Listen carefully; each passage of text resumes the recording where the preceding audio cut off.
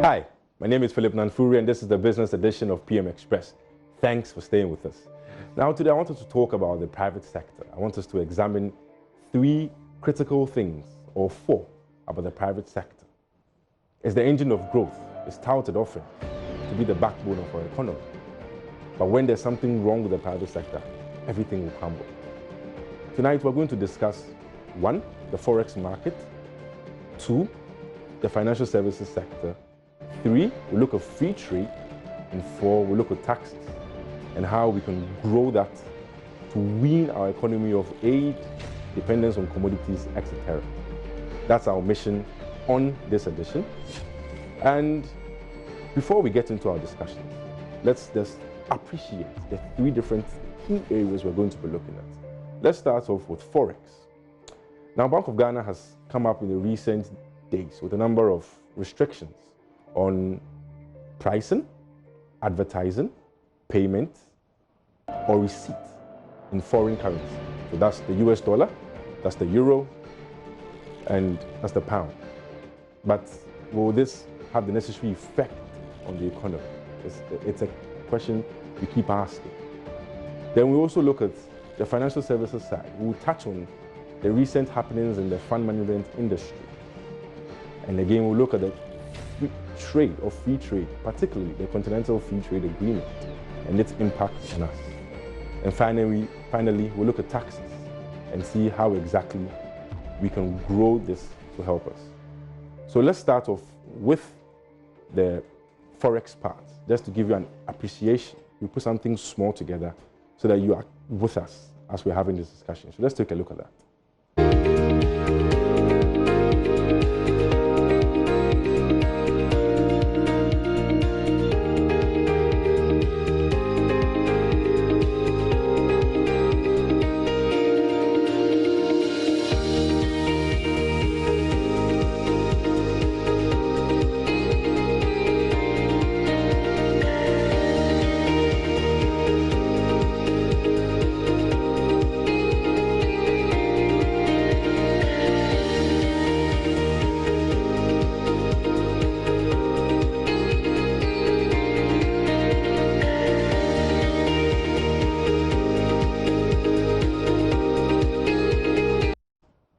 So that's just a snapshot of what the Bank of Ghana is telling us when it comes to the forex market. They said you can no longer price, advertise, or transact in foreign currency.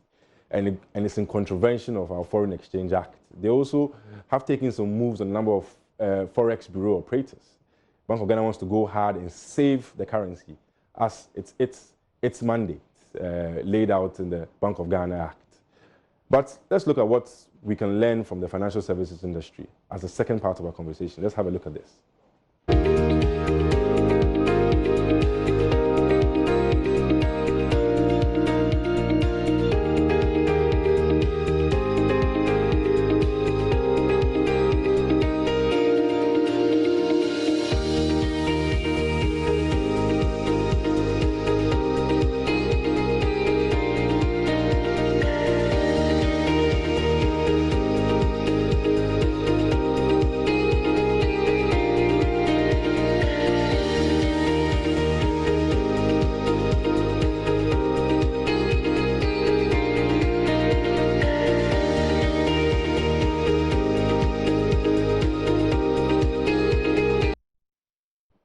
Now, so that's for the financial services sector. We'll look at the SEC particularly and the recent happenings in the fund management industry. We saw earlier in this week a number of people were demonstrating over their locked up funds.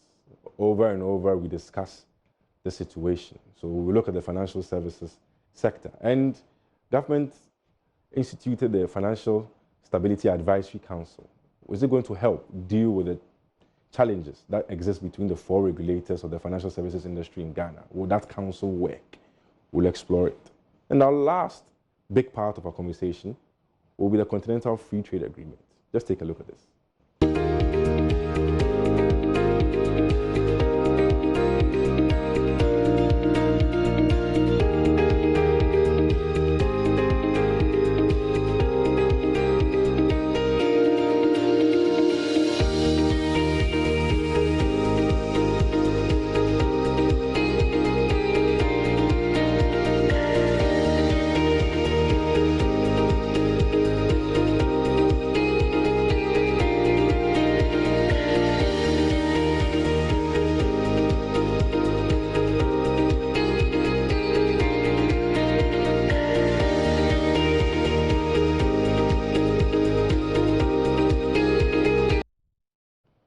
Now, as Africa moves forward or toward a block where we can trade freely with no restrictions, the key question is Ghana ready? Are we ready for the flood of goods onto our market? Are our industries competitive? Is that going to make us uncompetitive? Would that be a problem? We'll explore this tonight. My guest, an astute gentleman. He runs the private sector in Ghana.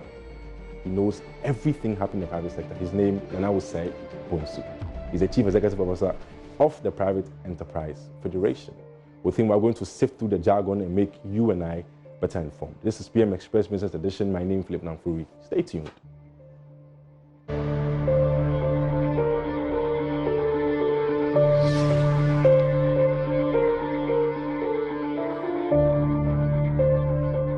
Right, thanks for staying with us. So we're going to jump straight into our first part of the discussion. That's the forex market. We prepared for you what exactly Bank of Ghana said on its prohibition of transactions in foreign currency. We've prepared the statement directly from the Bank of Ghana's website. Take a look at it and we'll continue the conversation.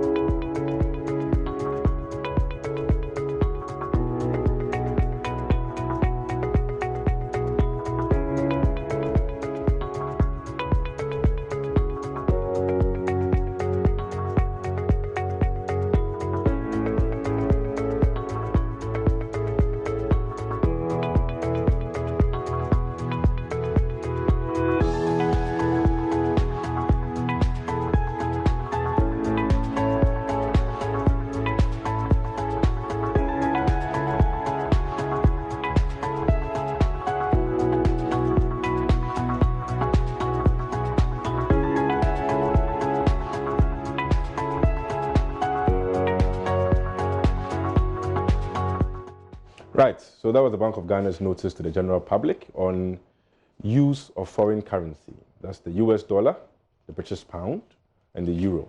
You cannot use any of these to transact business. You cannot advertise in foreign currency.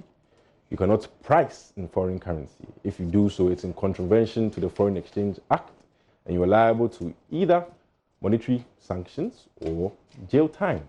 I'm not sure you'd want that. So Nana is going to tell us why exactly, or key question, and let me say multi-million Ghana cedi question. I was going to use dollar, but let me refrain from using that. Multi-million Ghana cedi question. Nana, will it work? That's all. It can work if we enforce it. First, it says without authorization. When government of Ghana itself is creating a contract in dollar or foreign exchange, how do you enforce others to do the same? Because assuming there's a development partner giving government of Ghana 100 million, government turns around and engage MTN or anybody else in that contract and passes it on in a foreign currency, when at least 70% or majority of the contract is tenable in Ghana, using Ghanaian raw materials, using Ghanaian personnel, and all, to be paid in cedis, but the contract is in dollars. So when government does that, others follow suit. So yes, Bank of Ghana has authorization, had the authority, they can do, but we have to enforce it. And it starts with our John Q government. Two, the individual businesses that are going overseas. Now we have illegal Chinese foreign exchanges around the nation. People go there, they exchange their money, and then they take it in China, in dollars, not in Chinese currency. If they take it in Chinese currency, it might be a little burdensome on the exchange volatility of the dollar and the cedi. Then you have the forest bureaus, where somebody coming from, let's say, Nigeria, with 1 billion naira, goes to the forest bureaus and say, okay, what's your rate? It says 5.2. So I give you 6. They run around helter-skelter in the country, get that money, and the guy takes it, and out he goes. We don't have a bottomless pit. So there are pockets of, activities that prevent this from succeeding. But if we are ready, and the Bank of Ghana is willing, we can definitely stem the outflow and illicit outflow and the pressure on our currency against the dollar. Just a quick one. Do you think this will fly in the face of mobilizing foreign private investments? Like with us trying to save our CD with all Bank of Ghana's actions, do you think it will affect foreign investors who are looking into the Ghanaian market? You see, we talk about investment as if it's only available from foreigners. Our GDP is actually propelled and fueled by investments from local investors, 96%. So how do we spend almost our livelihood, everything, looking to attract foreign investors, disregarding the local investors who have almost bottomless pit with huge sums of money because of the difficulty in the financial system, or they keep them under our pillow. So we should be going after our locals, because at the end of the day, the residual value of what comes out of investment is retained in the country. It doesn't put pressure for foreigners going and taking the money, dividend distribution. Now, this is the time. If you've gone back a few years, you see that there's always a hemorrhage of the currency during the first quarter of part of the second quarter, because companies had made their accounting, they're now going to distribute dividend and repatriate their profits home. So we should concentrate the internal generation and mobilization of investment funds that will be able to do the investment instead of chasing the shadows that come and take with it the tax exemptions. Now the government is looking at tax exemptions regime. We will talk about taxes, but the point is the president of Ghana, President Akufo-Addo, made a statement in Berlin that Ghana loses $2.2 billion worth of taxes in tax exemptions. Now, if we know that and we go out and borrow 1.5, what are we doing? That's the point. Yes, so that is an angle. You mentioned local investors and how we should push and drive for that, which is a key point in my transitioning to the next part of our topic. You are very familiar with happenings in the financial services industry. Yes, sir. We have a short video of something that transpired this week. We want you to look at it. We want our viewers and listeners to also look at it. Then we'll continue our discussion on the financial services industry. More than 200 aggrieved customers of the Gold Coast Security Fund Management on Monday marched through the streets of Kumasi to push management of the company to pay back their money. Many of the placards they displayed suggested the regulators had failed them, the investors. Series of payment plans between the customers and the management of the bank had failed. The group says they've lost confidence in the Security and Exchange Commission. We met with them on the 16th of March, and they gave us a week to credit the account of these emergency people, but they failed. And the negotiation was, after they have dealt with the emergency people, then we will be able to sit down with them to schedule how to pay the rest of the members. But even that 150 people, they were not able to pay them. To address the ongoing impasse, the group wants government to institute an independent committee aside the Security and Exchange Commission to investigate the issue. They have to apply the sanctions to the company, but they have refused to do that. It means that they are complicit. They don't have the interest of customers at hand. We have lost faith in the Security Exchange Commission. We suggested UECO, and the government can also form any investigation. He can just create any investigatory body to do the investigation. Meanwhile, the customers say they will continue such protests until the company pays them their monies. For Joy Business, Prince Apia reporting. Right, so local investors worried about their locked up funds. This happened on Monday. Gold Coast Fund Management yet again in the headlines for the wrong reasons. And Nana mentioned local investors, and here we have our local investors bothered, worried. They've lost faith, they've lost confidence in the regulator, and they're asking government to do more for them so that they can access these funds. Nana, here we are again, financial services on the chopping board. You can see clearly people are disturbed, people are worried, and they're asking, why do we have, and I'll borrow your word, financial degradation? Why do we have it? Why? Because of the relation of duty on the appointees, on the people that we entrusted the regulation and the inspectorate of these institutions to. How could this happen? If SEC, Securities and Exchange Commission, had been on top of their job, wouldn't they have examiners going to these institutions? Since May 2018, SEC came out and that gave a caution on some of these institutions. They should have suspended their license. They should have just cautioned and allowed them to continue to do business, robbing Peter to pay Paul. But SEC failed. So when we talk about the appealing to government, isn't SEC an arm of government? They have the responsibility. Now we have Financial Advisory Council. What are they doing about this? We have private sector businesses whose monies, income, little paucity of income that they have acquired, internally generated funding, locked up in these institutions. And the owners are riding high in style in the country. Why haven't we brought them to book? I think it's about time we test this in court. Let the judiciary determine the responsibility of the SEC, how culpable they are to the fact that they licensed this institution. The investors did not go out to the public, to a SUSU agency and made their money. They respected the integrity of SEC's ability to contain whatever they have responsibility to license. But it has failed. And up to now, what has happened?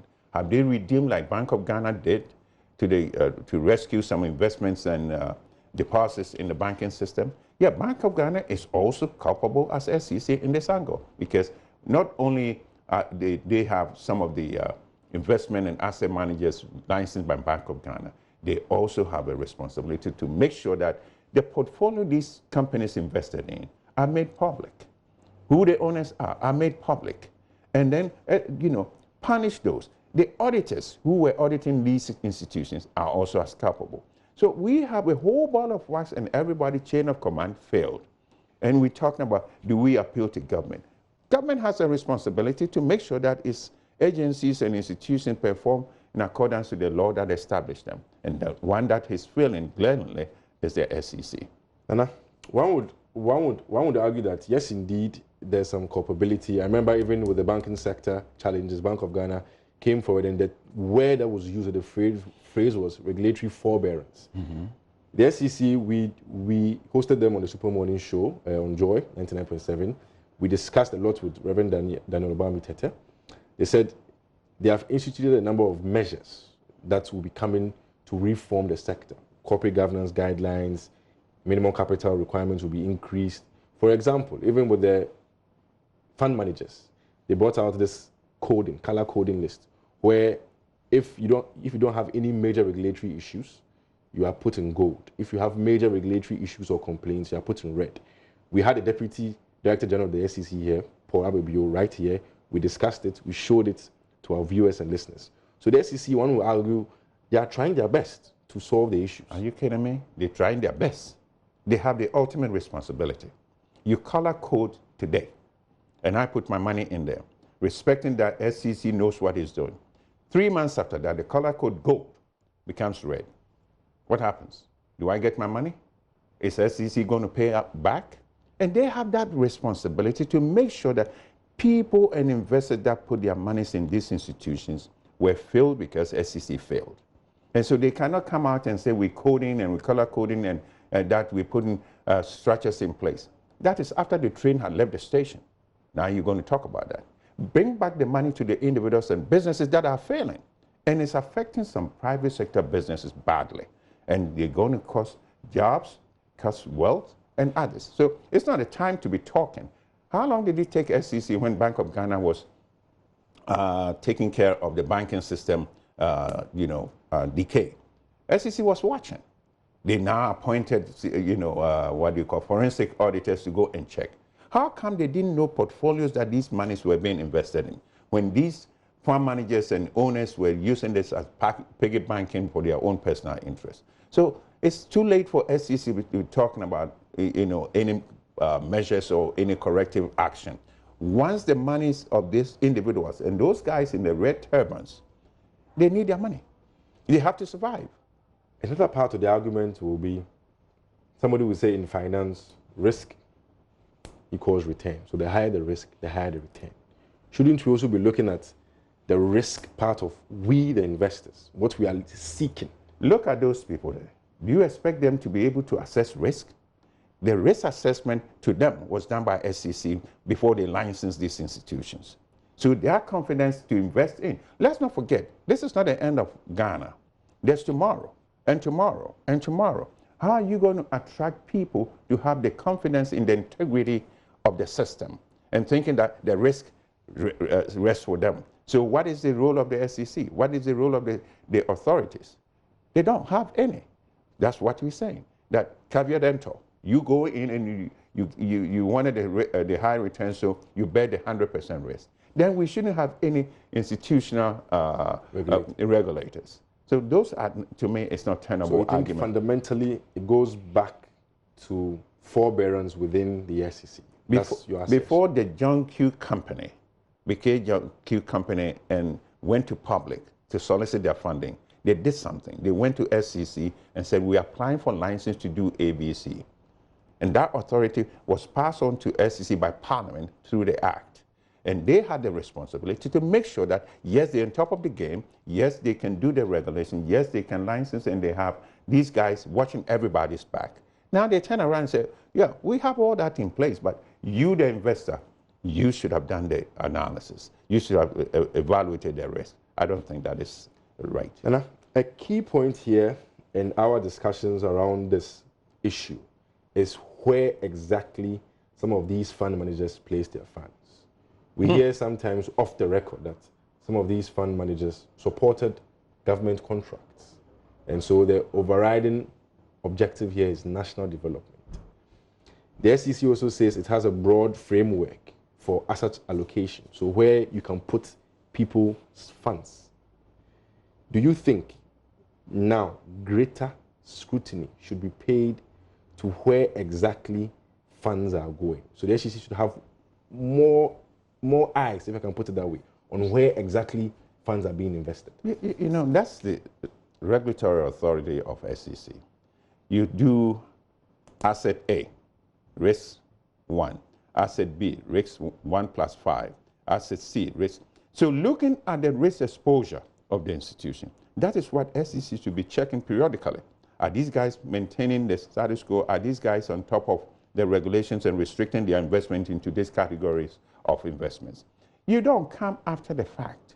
And that's why I said, if you have examiners and inspectors, they periodically will visit the institution, check their asset portfolio, and see that, yes, they're in line with what they authorized to do. People were using these funds as their piggy bank and using it on themselves. They have group that, group left, group right, and these things now went belly up. And we're now facing the music, and here we go with the structures. Oh, we had the structures in place, and that now we're restricting them to a certain asset category and portfolio. No, pay back what the private sector businesses invested in these institutions, which you failed to regulate, and now we talk about the future. Because other than that, people's confidence in the system are going to be eroded to the point where they might not want to put their monies back in. We go back some 50 years. When people, there were things that happened about people with 50,000 in banking system were arrested, beaten, and said we are Kalabule people, we say woo or something. And it dried out liquidity in the system. If we're not careful, you see the majority of the people demonstrating are young people. They will live for about 25 more years. Do we want to dry up liquidity into the system? So the integrity of the system should be maintained at all costs. And that's why I pointed the finger at Financial Advisory Council that just came, that was set up. Who are they advising? It says for an advisory. Do they have authority? Do they have a teeth? Who are they advising? SEC? Then why should SEC need advisory if they themselves don't have the technical competencies to do?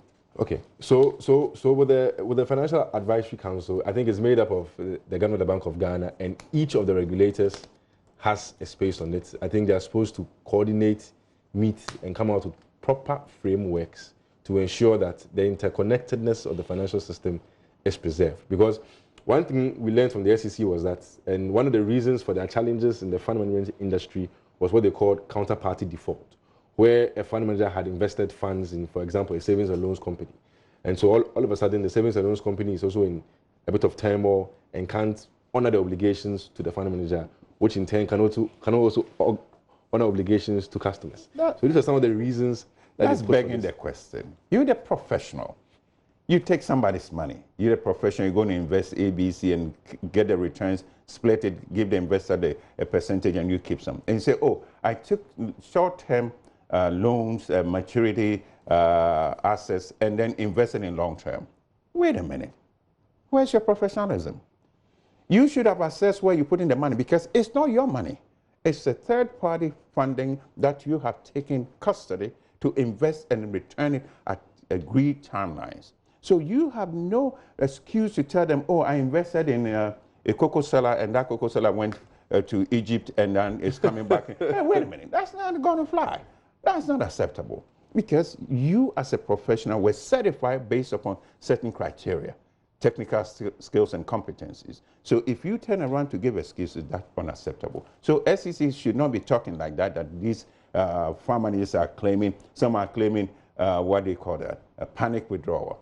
Panic withdrawal. Every asset manager knows that my portfolio, maybe 25% is withdrawn within the next 3 months or periodically. So you set aside in liquidity and liquid assets that are redeemable and need basis at the point of go. The rest structured in a way. If you don't do that and you come and say panic withdrawal, where's the panic button? Who hit the panic button? Where were you? Did you go to sleep? No, these are things that I think SEC and Bank of Ghana, whoever is also responsible for licensing this institution, should make sure that at least put corrective measures now. And then as we go forward, the integrity of the system cannot be played with, because it's going to haunt us for a long time if we don't do that. And, you know, as I said, Bank of Ghana had done good with the bankers and with the banking system. Now we look at this, all the other non-banking financials who are playing games. If we're not careful, this is going to be like, DKM is going to be like child's play, you know, kindergarten, if this one goes belly up, if we don't take care of it. A key point that comes up is regulation. And we keep on asking whether we should look for a situation, or we should look forward to a regulatory approach where we have in other jurisdictions. We've discussed it on this show several times, on all our other shows, whether we should start looking for what is practiced in other markets, where an institution just deals primarily with market conduct issues, so with customer complaints and all these things, and another institution looks at their prudential returns, their liquidity, their solvency, so that we don't have different institutional arms, BOG, SEC, NIC, MPRA. Do you think we need something like that, or the Financial Advisory Stability Council is okay? I mean, the institutional arrangement that we have now is suitable so far as I know, because back in the States we have the Security and Exchange Commission, we have the NASDAQ that regulates, also licenses the farm managers and others, and you have the pension schemes and all that. They are suitable, but they are on the books. We're not enforcing what they have, the arm that they've been given to, the authority that they've been given. They should use that and regulate. And the key word is regulate. Mm-hmm. And if you're regulating, you have to have the tools to be able to do. And if you regulate, I don't even understand how you're going to regulate the industry. So the institutional arrangement, so far as Ghana is concerned, is fine. But the enforcement of the regulations, as I keep going back to this, who was watching the regulator to make sure that they're on top of their game? Because if these asset managers were able, not overnight, over years, were able to take people's money and spend on themselves, did it occur to anybody that at one time, annually, at least once a year, to review the portfolio? Where were the auditors of this institution? Mm-hmm. Where were the board of directors of this institution? Where the audit committees of this institution? They are all culpable. And that kind of, the relation of responsibility or duty is something that we should take seriously, that it doesn't recur in the future. Enforcement is key. Yes, enforcement. Sir. We're taking a quick break now. This is the business edition of PM Express. My name is Philip Nanfuri, and my guest, Nana Osei-Bonsu. He's the Chief Executive Officer of the Private Enterprise Federation. We'll be right back.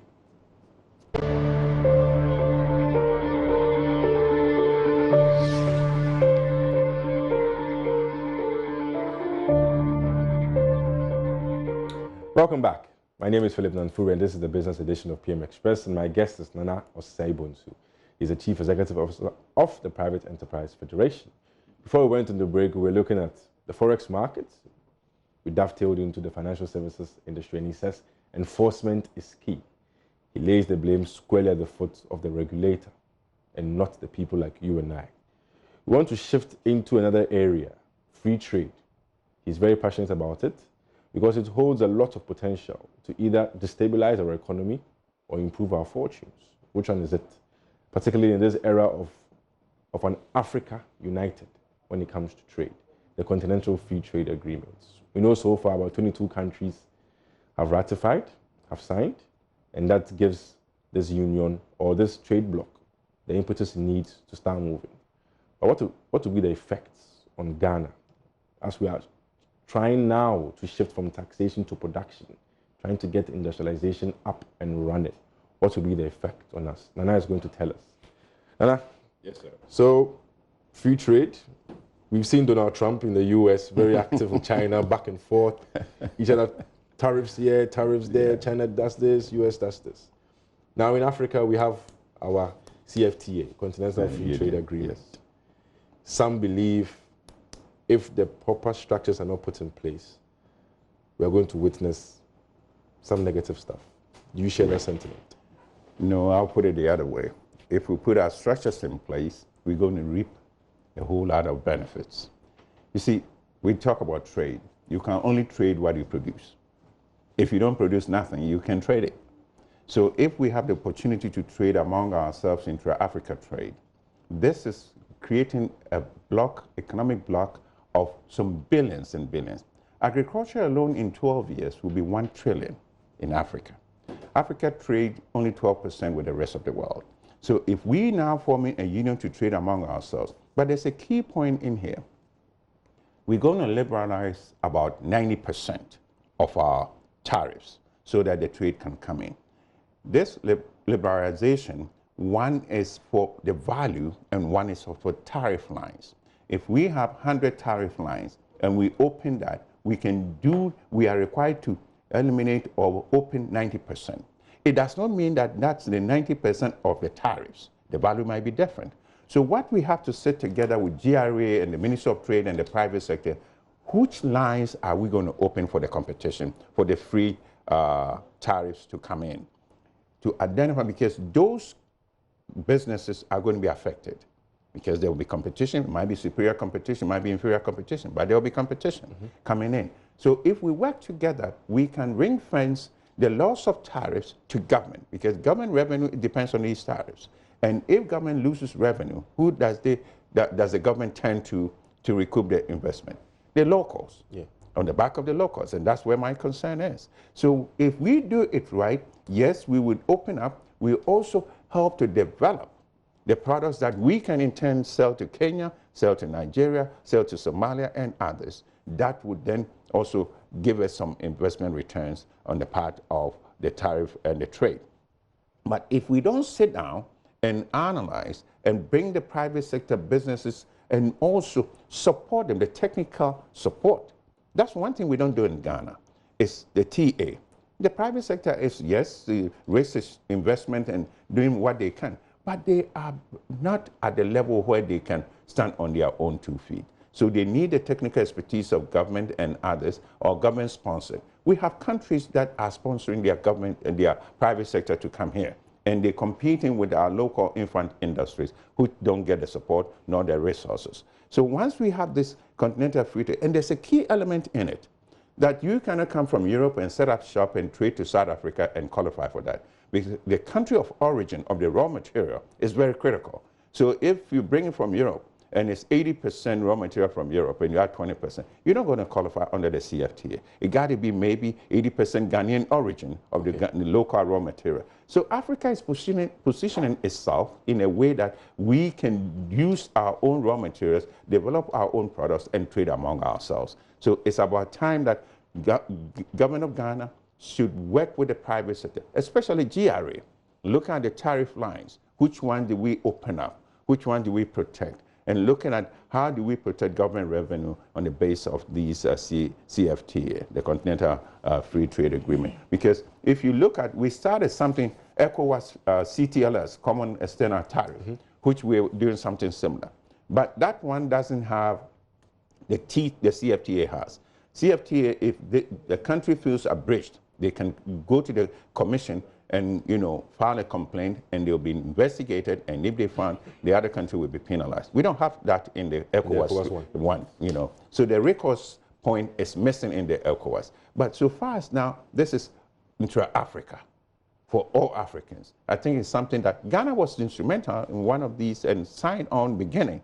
So we should be able to lead. And much more, the fact that we also look into house and host the secretariat, we should be able to position our private sector to take the initiative and make sure that we develop the product lines that will be acceptable in the other countries. Because in Africa, what do? We all have the same raw material base. So we don't trade among ourselves. Now that with the CFTA, let's add value, and then we can do the trade. Nana, are you satisfied with the less add value? Earlier on our business bulletin, I beg your pardon, we were discussing our gold, cocoa, oil, our raw commodities.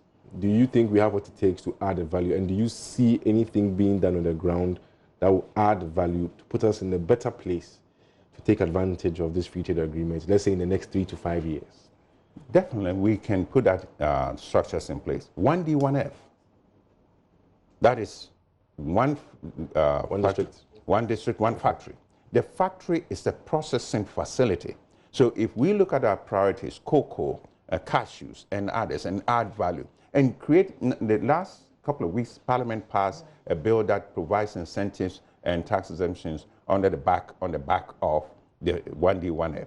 But let's go on the prioritized industries, like you said, our cocoa and other ways, maize and cashews and other, and make sure that we provide all the resources. Look, different countries provide support to their industries. As we're sitting here, there's an industry from certain country in the Middle East supporting citizens of that country to set up with resources, equipment, and all to set up in Ghana, and they're almost capturing that industry from the construction industry.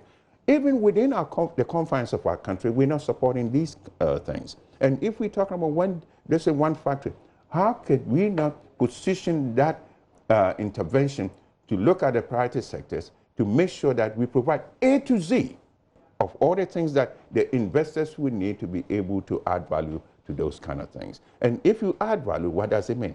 It commands a lot more pricing, and the pricing leads to what? Profit margins for private sector, and that leads to government revenue. And government revenue is the key that we all look into. Compliance to tax requirements, because those are things that people don't realize, that compliance to tax requirements costs money to the private sector. Either I can do it myself, it takes away from me, away from things I can do, or I hire somebody to do it at cost. And if we make tax administration a little more liberal, a little more open, using what last week we were on TV talking about GRA with their ITAPs and others, which is an interface with private sector, where private sector can sit in the confines of their office and don't even go to GRA and do the calculation and all. True. But the key point in that structure, in that IT, is the ability for private sector to, to keep records. Because most of our deficiencies, because private sector, we don't keep records. We feel like, oh, we can remember tomorrow. The next day is like 2 cities or 20 cities. Which one? And so at the end of the day, we cheat ourselves on the benefit of our tax code. If you go into our tax code, capital expenditure allowances, most Ghanaian businesses don't even take advantage of it. So this ITAPs that the GRA is looking to me, the reforms that they instituting under the Business Enabling Program under DFID, is to me a welcome opportunity for private sector to work with government, where you have the duty bearers in line, working together with the private sector to make it happen. And these are things that I think the structures we got to put in place to make private sector the engine that we're talking about of growth. So yes, from your assertions, I would glean that technical assistance is key in placing us in the right place. Yes, it's very important. On the taxes bit, we mentioned exemptions earlier on, and you mentioned the figure of 2.2 billion as what the president said when you were speaking at Berlin. Given the current tax reforms, you just mentioned the GRA's new moves. Do you think, given all these reforms we had in the tax space, is it giving private sector the necessary boost? I asked this question based on what happened in the US. We know Donald Trump cut taxes, and we saw that most of the big companies used it for buyback of their shares rather than investment in R&D or stuff. Do you think the tax savings, if I assume we have made some tax savings or the tax reforms, do you think it puts private sector in a better position, worse position, or is flat? Let me state something. There's the regime statement of production, not taxation. We will want to see a little more liberalization of the tax regime. How can our MSMEs be paying the same quantum of percentage in taxes? We have to stagger the affordability, ability to pay, means XYZ, they make, even 10 cities, they're taking 25%. The multi-conglomerate making billions, they're taking 25%. The impact of that 25 percentile is more on the SMEs than on the big guys. So what we're saying, let's stagger the tax liability. It makes it easier for the private sector to comply when they feel like, okay, I'm paying one rate, $1,500 a year. Hey, come on, it's affordable, we can pay. Those based upon either turnover or profit margin, those making 10,000, they pay maybe 5%. Those making 50,000, they pay 7%. So you have a staggered, segmented tax system that will reduce the burden and the impact on the domestic private sector or the infant industry. These are things that we research and we're working on. We're going to come back and discuss once we have all the answers and engage the stakeholders and the duty bearers on the discussion. But the tax burden is very difficult to the domestic private sector or the infant industries because of that percentage impact. And much more, most of them don't understand it. When you don't understand something, how do you meet your obligations? How do you account for what you need to do? So they overpay sometimes and don't get the credit back. And sometimes they don't pay because they don't understand. They say, catch me if you can. And that's not what we want to see. We want to see every private sector conform and comply to the tax requirements of the state. Once it's made amendable and it's made easy for them to understand and then for them to be able to go and pay. How are you going to pay something when you spend 5 hours at GRA? I'm going to pay. I'm not getting money. And stay in line, losing valuable time to do business. Say, okay, I do that 3 times, and forget about these guys have to come to me. And before they come to me, I might have run about 12 months before they catch up with me. So we have to make it easy because tax administration also costs money. It costs money to government. So if we're now going to look at it and ease the pressure, ease the language, allow private sector to understand, they would now voluntarily comply. And it reduces the cost of tax administration. And much more, the tax net will cover a lot more people. We did around the nation review. And that review, about 30% of those people who attended don't pay taxes. Why? Because we don't understand it. And if we have to pay somebody to analyze it for us. And then some people come to our shop and threaten us. What do we do? So all these things can be eliminated. And much more, once you have like the ITAS, it reduces the interface of human beings. And what does that lead to? The under the table kind of activity that everybody calls discrimination, which is stealing and extortion. We want to do away with that. So government is the beneficiary of all these activities. Okay, Nana, as we draw down on our discussion, in 1 minute, does Nana say sleep better at night, knowing that the private sector is on a strong trajectory, or there are weaknesses in there that can knock us off, or, like I'll say again, we are flat? Just as we wrap up, in 1 minute, what's your final comment? I have great confidence in what the private sector can do, considering if the government would partner private sector, jaw dialogue and look at the concern and provide the support. You see, in the long term, government is the ultimate beneficiary of what private sector can do. So I'm confident we sleep well, but we can sleep better. We can sleep better if the government would support private sector, because this is the organization, the internal investments, we're looking for partnership because of the deficiency in our technology transfer, technical skills and others, and with absence of resources. Capital mobilization, the cost of doing business is basically too high for us. So that kind of arrangement, if government would sit at the table and say, we're going to provide like they did for 1D, 1F, across board in the priority sectors and all, private sector to deliver the SDGs, private sector will be more than running to accommodate what it takes to do. And on that note of sleeping better by Nana, this is the business edition of PM Express. My name is Philip Nanfuri, and my guest, Nana Osei-Bonsu.